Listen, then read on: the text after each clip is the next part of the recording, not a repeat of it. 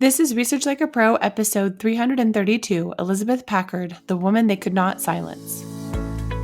Welcome to Research Like a Pro, a genealogy podcast about taking your research to the next level, hosted by Nicole Dyer and Diana Elder, accredited genealogist professional. Diana and Nicole are the mother-daughter team at FamilyLocket.com and the authors of Research Like a Pro, a genealogist guide. With Robin Worthland, they also co-authored the companion volume, Research Like a Pro with DNA. Join Diana and Nicole as they discuss how to stay organized, make progress in their research, and solve difficult cases. Let's go! Today's episode is sponsored by newspapers.com. Well, hi everybody. Welcome to Research Like a Pro. Hi, Nicole. How are you doing today? Good. I've been studying how to cite records from the National Archives, specifically land records. I had ordered some for my kinship determination project from Twisted Twigs, which is a retrieval company that will go and get various National Archives records, like bounty land records, land entry files, various things like that. And the Evidence Explained example was a really good one, gave me some ideas. Then Evidence Explained talks about how you should study the National Archives pamphlet on how to cite their materials. So I did that. And then I looked up all of the instances of National Archives in Tom Jones' book, Mastering Genealogical Documentation, to see ideas from him. Then I studied all the NGSQs online. I opened up a bunch of them and then searched for land entry to see how they were cited in the NGSQ. So I got a lot of ideas and then kind of made my decision about how I wanted to cite for my own work. And I think it's tempting to just follow the model that Elizabeth Shown Mills made, but I wanted to make sure that what I was using was cited properly and had the correct series and not just blindly using whatever series she had listed, even if it didn't match up with what I was seeing. And so that was kind of how I went about it. And it kind of took longer, but at the end, I felt confident that what I had put together was citing the correct information. And thankfully, Twisted Twigs, the retrieval service, took a picture of the information card on the box that held the land entry file that I wanted to cite. And so it had the nested information that you need to cite when using a repository. And so kind of the main idea of the citation was to start with the basic item and then describing that in full, basically like who the land entry file was for. Was it a cash entry file or credit? And then the date and the land office, and then a semicolon. And then you can put like the file jacket information and then another semicolon. And then you can put the series and then another semicolon and then the subgroup and then a semicolon and then the record group and then a semicolon and the repository.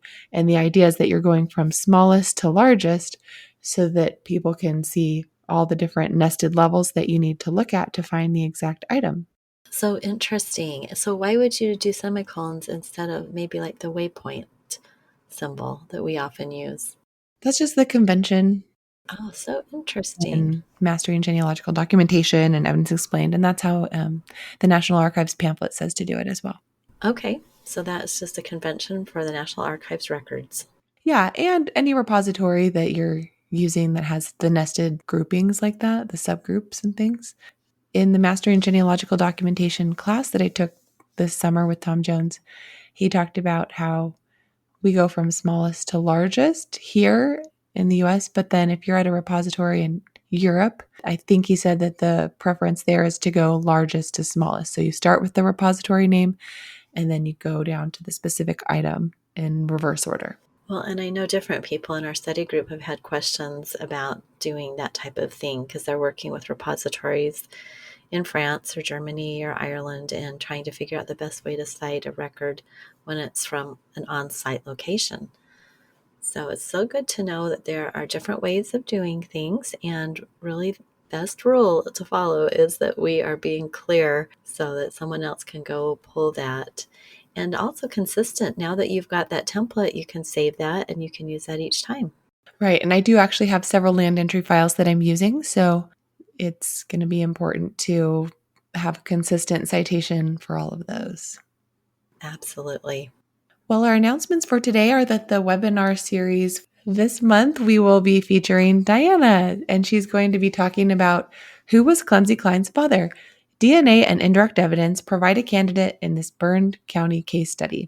So, this will be fun. And we've been talking a lot about Clumsy Klein this year and Henderson Weatherford and all of your research that you've been doing on this family. So, it'll be nice to end out the year of 2024 with a case study webinar about what you found and how you found a potential father for her, which is so challenging to do, especially when you have burned counties and indirect evidence and DNA. So this will be really interesting. You're going to talk all about the Morgan County, Missouri household that included those two mystery Klein children that went along with her maiden name. And then in the same neighborhood, you had Jacob and Talitha Klein's household with more Arkansas connections.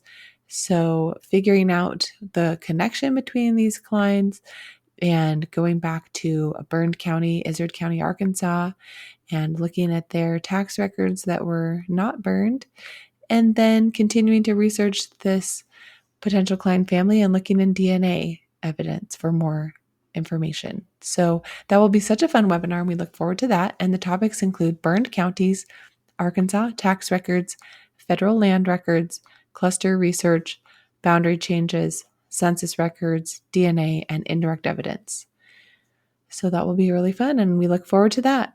And that will be held on December 10th at 11 a.m. Mountain Time. And if you haven't registered for the webinar series for Research Like a Pro for this year, then you can still do so on our website, and you'll have lifetime access to all of this year's recordings and the reports that go along with them. The next Research Like a Pro with DNA study group begins February 2025, and it's because Diana and I are always doing the study group and researching our own families that we have all this great material and findings that we get to share in our podcast and in our webinars. So if you want to make great discoveries about your family, we really encourage you to join us in our Research Like a Pro with DNA study group, especially if you are still feeling uncertain about how to incorporate DNA evidence into your documentary research. Then this will be a great way to dive in and really get all the info you need to apply DNA evidence. If you feel confident with your DNA evidence application, please join us as a peer group leader. You'll get free registration, and your responsibilities will be holding a Monday peer group meeting and providing feedback to a small group of peers of about 5 to 7 people.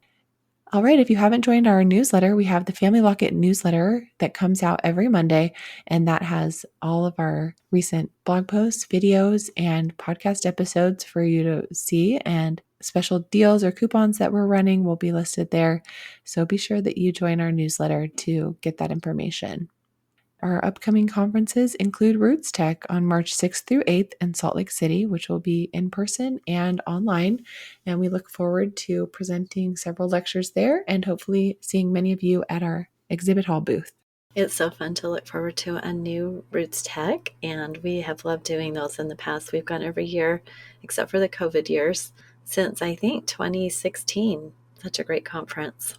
Well, today we are going to talk all about a book that we have both read, and it's titled The Woman They Could Not Silence, The Shocking Story of a Woman Who Dared to Fight Back. And this is all about Elizabeth Packard, a woman in the 1860s. The author is Kate Moore, and so first we'll talk a little bit about the story in the book, and then we'll talk more about Kate's writing of it. So this is all about women who have been institutionalized for mental illness. And I don't have anyone in our family tree. I don't think we have anyone in this situation, but I have seen it in a couple of client projects where someone was institutionalized. So you may wonder what situation would warrant entry into an asylum. Well, in the early years, 1700s, 1800s, the United States and the colonies were using common law, which was from their British heritage, and there's something called coverture, where when a woman married, her husband took control of her property and she lost all her rights to govern her affairs. And if you can believe it, this also extended to determining whether she was sane or not. So it is so hard for us to imagine a world like this where a husband or a father could deem a woman insane and condemn her to an asylum for many reasons. Things like depression, anxiety, speaking out against her husband's beliefs, and many more things. The superintendents of the asylums would make an evaluation, and generally they agreed with the husband or father. Oh my goodness, it just makes me feel sick to think about that because it just feels like so unfair. Reading the book really gives you an insight into how unfair this was. So, the book is about a woman in the 1860s who took a stand against this practice after her husband, Theophilus Packard, committed her to the Illinois State Asylum and Hospital for the Insane in Jacksonville. Elizabeth Packard not only worked for her release and that of many others kept against their will at the asylum, but upon her release, she campaigned tirelessly to change the law in 24 states. She also worked to improve the treatment of the mentally ill within the institutions. So, this was just such a great book. And, I'm only about one third of the way through the book because I had to return it back to the library. I was listening to the audiobook. So far, what I've read is the part of the book where she is living at home and she's having disagreements with her husband, who is a preacher. He's talking a lot about how it's really sad to think about. He wanted her to stop speaking her opinions in church, and he thought it was affecting his church. Then it kind of talks about from her perspective how her children were so important to her, but also she wanted to have the freedom to speak about what was important to her at church and in the community, and just feeling like her husband wasn't supporting her with that. It talks a lot about how much her children loved her and how they were afraid for her because their father had been talking about sending her away. And it just is kind of heart wrenching to imagine a situation where a mother would be taken away from her children of all ages. They had a lot of children, and there were some that were under 10 years old and some that were adults almost. And so it's just a sad situation. And then I've also listened to the part of the book where she is at the asylum. Also, the scene where she is being taken from her home and the onlookers in the community are feeling like they can't do anything. And she's just certain that somebody's going to do something to help, but no one does anything. And she's just kind of shocked. And then once she gets to the asylum, she's certain that the superintendent will notice that she's not insane and will send her back home. But that is kind of a shocking revelation as well, that he doesn't think she's sane. Then it talks a lot about her experiences there and how there's two different wards. There's the ward for the people who are less violent, and then there's the ward for the people who are a little bit more wild and need to be contained more. And how, as a punishment, Elizabeth is sent to the ward that has dangerous inmates in it, and how it was scary for her. So that's where I am in the book. She's in that part of the asylum. So I'm excited to keep reading and finish it. It's just fascinating to consider how difficult it was for women at this time period. Right. I think when we're doing our research, we see a record and we think, oh, okay, well, I wonder what was going on there. But when we dive into a book like this, it gives us so much context and really opens our eyes, which is what this did for us. I love reading books like this because I can always take my own ancestors and put them in the place of the person. And as I said, we don't really have anyone that we know of that was put in asylum, except for I did remember we have got my great grandpa's sister who was in asylum, Debbie Harris. And there are family stories that she had some mental illness, and it makes me sad to think about how these asylums at the time probably were not really treating any type of illness. It was just a place to put people. And certainly that's the way it was in the 1860s. So if you have someone who was institutionalized before 1880, the book will really tell you what it was like. After that, Elizabeth Packard had done the work to start changing things in many of the states, and so things did improve. But up until then, the superintendents were all powerful, and it was one man, and they would meet with the inmates, perhaps not even meet with them, depending on how well off or how much they wanted to meet with the person, but they would just declare a person insane and keep them in the institution indefinitely. And I appreciated how in the book we do learn a few of the other stories of other women, and many of them were just like Elizabeth. Their husbands just wanted to get rid of them, or their fathers wanted to get rid of them and put them in the institution. So it's one of those books where it's a little bit hard to swallow and read, but it's important for us when we come across this in our family history to understand what it was like, and maybe it will open the doors to some research, to some more understanding for a family about what was going on. And I think if I did discover this in my family history, I would want to really try to understand what it was that could have caused this woman to be put in the institution. Like as you mentioned, we find in the book that Elizabeth Packard she was just outspoken. She had a mind of her own. And often that was the problem. A woman was not supposed to have a mind of her own. And so if she disagreed with her husband and it was causing a problem, that could be grounds for putting her away. Well, the author of The Woman They Could Not Silence is Kate Moore, and she researched Elizabeth Packard for years in preparation.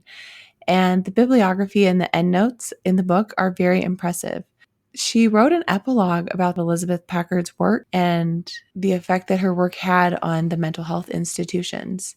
So, this is really helpful to kind of understand what the result of all of this work was. In 1880, the National Association for the Protection of the Insane and the Prevention of Insanity was established to encourage patient friendly legislation and meaningful oversight of asylums. And historians attribute its founding to agitations caused by campaigners, including Elizabeth, who got society so riled up that formal action became essential. The arguments Elizabeth had been making for years now began to be printed in respected medical journals, which, of course, they were allowed to speak in public, but it is interesting to see how women were silenced in certain ways. She wasn't allowed to be the mouthpiece in the respected medical journal, it had to be a man publishing that. So, not only does this kind of give you an insight into what it was like for those who are in a mental health institution, but it gives you an insight into how difficult it was for women to be heard and to have a voice in this time period. All right, let's have a word from our sponsor. Today's episode is sponsored by newspapers.com. Break down genealogy brick walls with a subscription to the largest online newspaper archive. Did you know newspapers.com has over 1 billion pages of digitized newspapers dating back to 1690? Their growing collection includes papers from the US, UK, Canada, Australia, and beyond. Discover birth and marriage announcements, obituaries, and everyday stories about your ancestors in seconds. Newspapers.com can help you fill in the gaps between vital records and reveal details about your ancestors' lives that you can't find anywhere else. Their easy to use search feature lets you filter your results by date, location, specific paper, and more. When you find something interesting, newspapers.com makes it a snap to share it with family and friends. You can even save it directly to your ancestry tree. Come explore 1 billion pages and make infinite discoveries today on newspapers.com. Use promo code FamilyLocket for a 20% discount on your subscription. Well, the book, The Woman They Could Not Silence, begins with Elizabeth being sent to this hospital. And as we've talked about already, her husband, Theophilus Packard, had decided life would just be better without his wife. And we find out later in the book that he was really relying upon his income as a minister. And so it also had some economic repercussions, because if she was taking away part of his congregation, he wasn't going to get as much money and it was going to look bad for him. And he was answering to a religious group above him. And so, because Elizabeth had really started gathering some people that believed like her, she had unique views on religion, and she was teaching that and had this whole group that was following her. And so Theophilus was not happy, and she would not back down. He kept asking her to stop or telling her to stop, and she just wouldn't do it. So, as you mentioned, Nicole, it's really a sad scene when she finds out that he is serious and he comes with these men to take her away from her children. And she loved her children so much. I was so impressed with, everything about her children. And they adored her. And if you can imagine having your mother taken away from you, it's just hard to believe. So it's very intriguing. And as you start reading it, you just can't put it down, because you've got to see what's going to happen to her once she gets to this hospital. Right. Yeah, and it's interesting to hear about the various religious beliefs and, kind of the things that they disagreed on. And one thing that stood out to me was the morality of slavery and where Elizabeth was against slavery, which kind of embarrassed Theophilus, especially since his financial backers were supporters of slavery. And so he was feeling like a lot of pressure to teach whatever his financial backers were in favor of, which obviously is sad. You don't want your church to have to be influenced by the person who's bankrolling it, but that was the situation at the time. And so that seems to be the main disagreement that they had, but also the fact that she would not listen to what he told her to do, which is to be quiet. And I think he was also jealous of her, that she was really well spoken and he was kind of more awkward and just not very good at interpersonal relationships and things like that. She was just a sparkling personality, and he felt like he paled in comparison.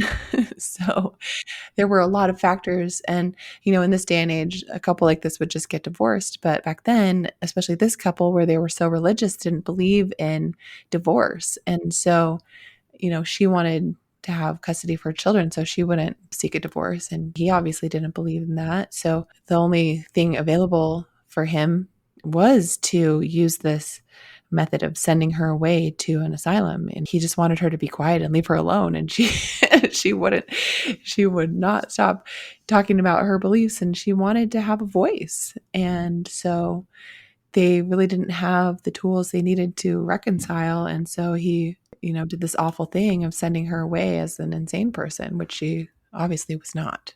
But at the time, there were a lot of beliefs that, if a woman wouldn't listen to her husband and if she wouldn't quietly and submissively do what was asked of her, then she must be insane. And so there was kind of this like idea of a woman's place. And if she didn't fit into that mold, there was something wrong with her. So, of course, to our perspective, she doesn't appear insane, but at the time they had these different beliefs for what women should be like. Well, at the state hospital, Elizabeth discovered she was not alone, and there were many other completely sane women that had been sent to the hospital by their fathers or husbands. Elizabeth was at odds with the superintendent, Andrew McFarland, and tried relentlessly to engineer her release and improve conditions for others in the hospital. Unfortunately, McFarland proved to be a formidable foe, and even when Elizabeth had been proven sane, he continued to fight against her work. Elizabeth never gave up and continued to try. And in the book, Moore writes, her husband, her doctor, and her very time all tried to silence her, but Elizabeth left her own record behind, and her words now blaze through history to light the way to truth. She wrote, we should set our light blazing as an example to others, and not set under a bushel. Thanks to her brilliance, her light still burns, inspiring others to follow. I love that because you can see not only her desire to let her voice be heard, but also her religious convictions, which I think are a lot of what made up her beliefs and personality and her desire to help others, that she wanted to follow the Bible verse that talks about putting your light on a hill to show to others instead of hiding it under a bushel. Right. She did amazing work, and it's fun because we get to actually learn more about her because she wrote so much. And I was fascinated with all the information that Kate Moore had to work with. Of course, as I'm reading it, I'm always questioning, how does she know this or how does she know that? And there's so many endnotes in a large bibliography. You can see that the author researched so much. But the great thing is that Elizabeth Packard herself, well, she wrote while she was in the asylum, for one thing, because she wanted to record everything that was happening to her. And then she also published pamphlets and books to support herself after she was released from the asylum and to further her work in changing the laws.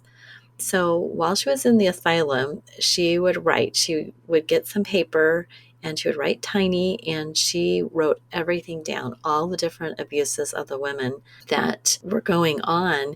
And she had to hide them because she knew if the superintendent found them, he would destroy them. And he did find some and did destroy some, but she was able to save so many of her notes and then go ahead and publish. When she was released from the asylum, she had to make her own way in the world. And she found that telling her story, people were very interested in hearing her story, and they would buy her pamphlets and books. She would go around selling them, and she made enough money. She became, very self-sufficient and supported herself, which is awesome.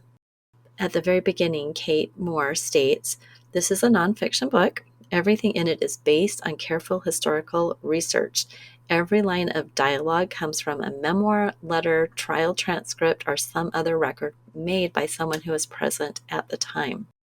So I love that. That was so fascinating that she made this nonfiction, but she was able to use real dialogue throughout it because of all of her research and all the writing that had been done.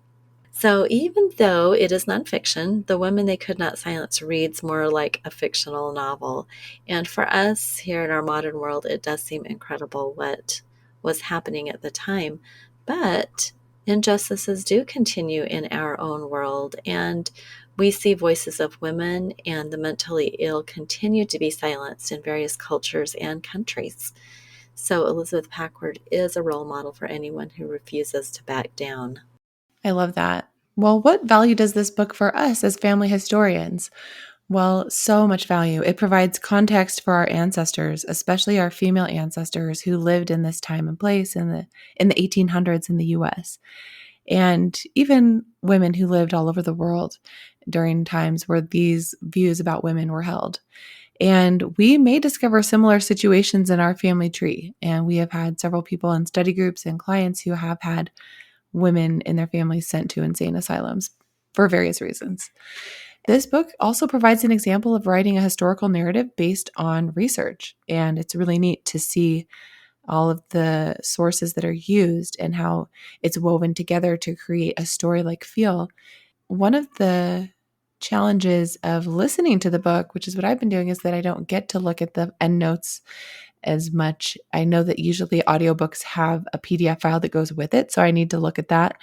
But listening to a book versus looking at the book and being able to see the sources, you kind of miss out on some of that. So if you listen to it, make sure you look at the attached PDF to see all of the sources that were used so that you can get that benefit of learning about how you can weave a historical narrative in kind of this format that uses dialogue and sounds much like storytelling rather than just technical writing, and get some ideas for how we can better write about our family histories and make them come alive.